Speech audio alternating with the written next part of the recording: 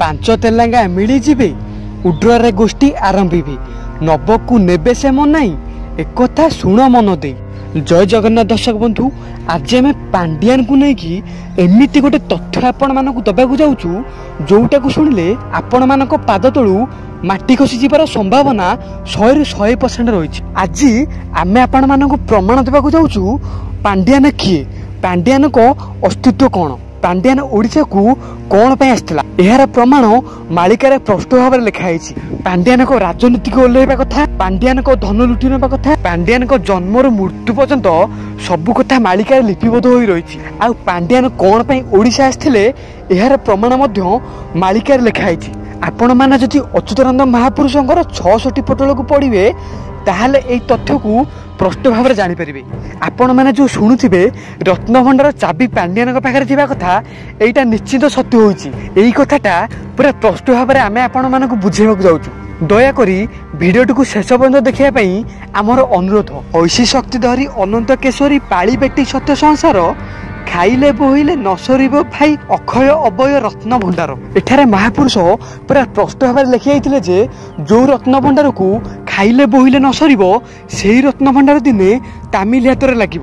ପୁଣି ଅଚ୍ୟୁତାନନ୍ଦ ମହାପୁରୁଷ 66 ପଟଳରେ ଭବିଷ୍ୟତବାଣୀ କରିଥିଲେ, ପାଞ୍ଚ ତେଲେଙ୍ଗା ମିଳିଯିବେ, ଉଡ୍ରରେ ଗୋଷ୍ଠୀ ଆରମ୍ଭିବେ, ନବଙ୍କୁ ନେବେ ସେ ମନାଇ, ଏକଥା ଶୁଣ ମନ ଦେଇ।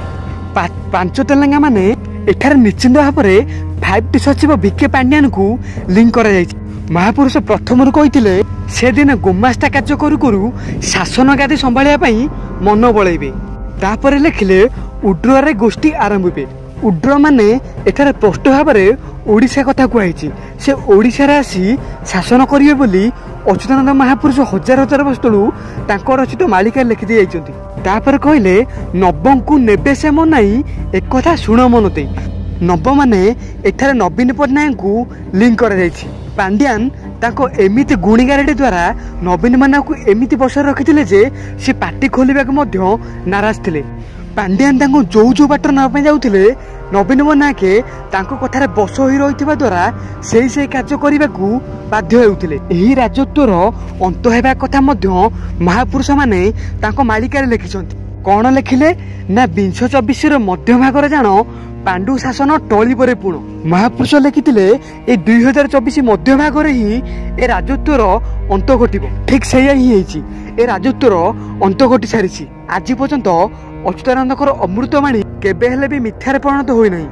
ମାଳିକାରେ ଯାହା ଯାହା ସବୁ ଲେଖା ହେଇଛି ତାହା ସବୁ ଗୋଟେ ଗୋଟେ ଅକ୍ଷରେ ଅକ୍ଷରେ ହିଁ ସତ ହୋଇ ଚାଲିଛି। ସେ ସିନା ଜାଣିନି ସତ୍ୟ ରାଜତନ୍ତ୍ର ଅନାଦି ଅବ୍ୟତ ଈଶ୍ୱର। ଆଉ ପାଣ୍ଡିଆନ ଏକଥା ଜାଣିନଥିଲା ଯେ ଓଡ଼ିଶାରେ କେବଳ ସତ୍ୟର ରାଜନୀତି ହିଁ ଚାଲିବ। କାରଣ ଏଠାରେ ରଖିଲା ବାଲା ହେଉଛି ଜଣେ, ଚକା ଆଗେ ସବୁ ଦେଖୁଛି, ଓଡ଼ିଶାକୁ ସିଏ ରଖିଛି। ନିଶ୍ଚିନ୍ତ ଭାବରେ ଆଜ୍ଞା ଜଗନ୍ନାଥ ମହାପ୍ରଭୁ ହିଁ ଓଡ଼ିଶାକୁ ହାତରେ ଟେକି ରଖିଛନ୍ତି। ଆପଣ ଦେଖୁନାହାନ୍ତି ଓଡ଼ିଶା ଉପରେ କେଡ଼େ କେଡ଼େ ମହାବିପଦ ଆସିଛି, କିନ୍ତୁ କ'ଣ ହେଇଛି ସବୁ ବିପଦକୁ ଜଗନ୍ନାଥ ମହାପ୍ରଭୁ ଟଳି ଦେଇଛନ୍ତି। ସେ 1999 ବାତ୍ୟା କଥା ହେଉ କି ଫନି କଥା ହେଉ କି ବଡ଼ ବଡ଼ ସାଇକ୍ଲୋନ କଥା ହେଉ, ଯେତେବେଳେ ଯେଉଁ ବିପଦ ଓଡ଼ିଶା ଉପରେ ଆସିଛି ଜଗନ୍ନାଥ ମହାପ୍ରଭୁ ତାଙ୍କ କାଣି ଆଙ୍ଗୁଠି ଦ୍ୱାରା ତାକୁ ଅଟକାଇ ଦେଇଛନ୍ତି। ଆଉ ଇଏ ତ ସାମାନ୍ୟ ମାନବର ଛଳନା ଥିଲା। ଛାଡ଼ିଦେବ ଭାବ ପ୍ରକୃତି ଗରିବ, ହିଂସା ଦ୍ୱନ୍ଦ୍ୱ ହେବ ନକର।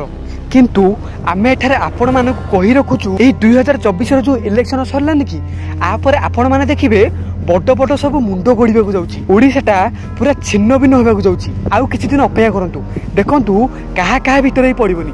ଭାଇ ଭିତରେ ପଡ଼ିବନି, ବାପ ପୁଅ ଭିତରେ ପଡ଼ିବନି। ଭାଇ ହେବେ ହଣାହଣି, ବାପ ପୁଅ ହେବେ ହଣାହଣି। ଏମିତି ହିଁ 2025 ପର୍ଯ୍ୟନ୍ତ ଚାଲିବ। ଜୟ ଅଚ୍ୟୁତାନନ୍ଦ, ଜୟ ପଞ୍ଚସଖା। ଆଜି ଆମେ ଏଇ ମାଳିକାର ଅଧ୍ୟାୟକୁ ଏଇଠି ସମ୍ପୂର୍ଣ୍ଣ କରୁଛୁ।